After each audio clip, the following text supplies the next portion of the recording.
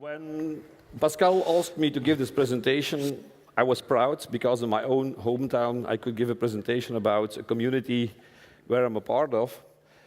But he didn't tell me that I had to give the presentation after Gary Reynolds, who told you what was wrong about presentations.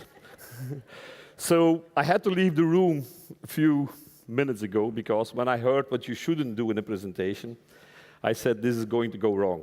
But I have people here who are mobile Vikings, and if I do the things wrong, they will tell you how it will be right. What I'm going to do is, I'm going to tell you a story. I'm going to tell you a story about a big dog and a very small dog. The big dog is called the telco dog. The small dog is a Viking dog. And both dogs were living in a real exciting world. They were active in the telecom business, and telecom business, people believe it or not, it's growing dramatically. It's interesting, it's fun, and if you look at the figures and what's going on in the world, you can see that in the 1960s, they start with the mainframe computer. The mainframe computer was only the beginning. Later, in the end of the 70s, you had the mini computer, what was still huge. Then you had the PC, who came from Microsoft and Apple, and then the desktop, and then you see what mobile internet is doing. Mobile internet is really changing the world, and we are active in this area. So the young dog asked the big old dog, what do we have to do? How is the world organized? And in the telecom world, there are some rules that we had to respect. The rules of the telecom were clear. First, big, huge marketing budget. Second, well-trained salespeople.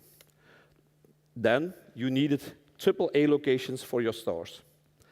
You needed binding contracts of 2 years, very important. As you know, you have to sign for 2 years, and after 2 years they call you with a promotion, and you are in for another 2 years. It's a very interesting game that you play, what they play with you. And then you have to concentrate on sales and not on service. But the young dog attended the CWF11. And there was Jimmy Wales. And Jimmy Wales, what did he tell us? Ignore all the rules. Because everything is changing.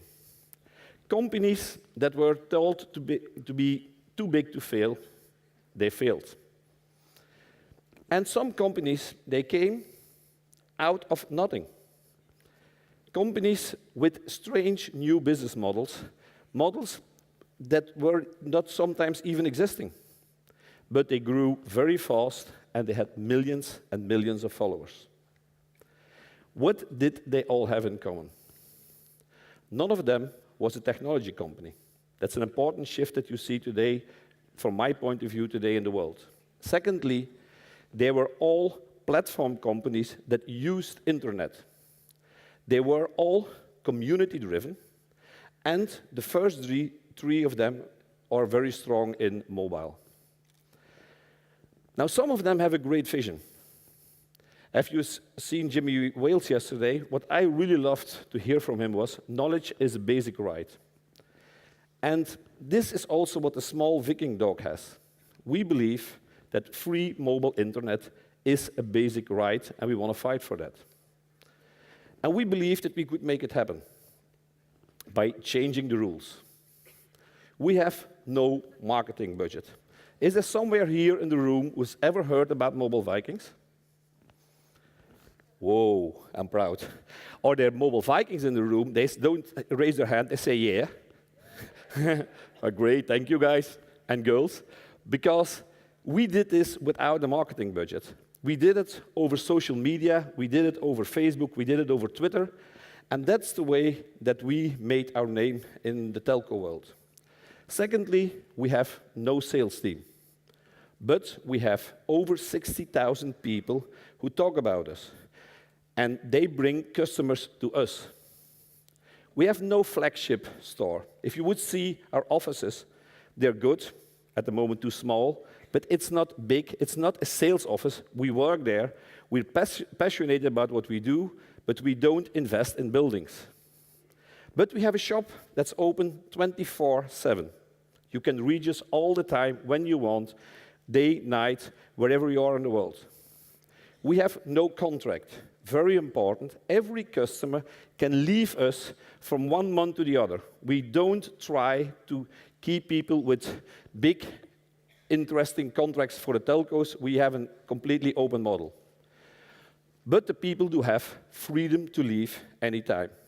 We have no traditional call center, but we do work with an open help desk. Email, Twitter, Facebook, and we also do calls, but we also have a Help a Viking program. But most importantly, and that's really the most important thing, he tried to build a very dedicated community. And he didn't want to call them customers, but Vikings. An open community, and an open community with a very transparent operation between the different people that can talk to them. And did it work? They came by far the cheapest mobile data player in Belgium. 68%, and they were very proud on that, from our mobile Vikings are referred by another mobile Viking. And we have the lowest percentage of people that left the community in 1 year, and this without a contract. This is our growth curve. We grow every week a little bit faster than the last week. And we hope to continue this for another 2-3 years, and then we have to go out of Belgium, otherwise Belgium will be too small. This is an exact number that we have. You always can go to our website and can see how many Vikings do we have in our community right now. This morning, it was 563 people that were members of Mobile Vikings. But the big dog said, sheep is not for free. And that's why we're starting Mobile Vikings 2.0. Unfortunately, it's not possible to do this in the 7-minute speech that I have. What I can tell is that it's an experiment that will start in December in Hasselt. And if you are a Mobile Viking, and if you live in the area of Hasselt, then you send an email to secretprojectmobilevikings.com, and we will keep you updated. For everybody else who will become a Mobile Viking, because I know some of you will, you can follow us on our website, you can follow us on Facebook, and you can follow us on Twitter. And now I would like to thank you all for listening so long to what we have been doing. Thank you.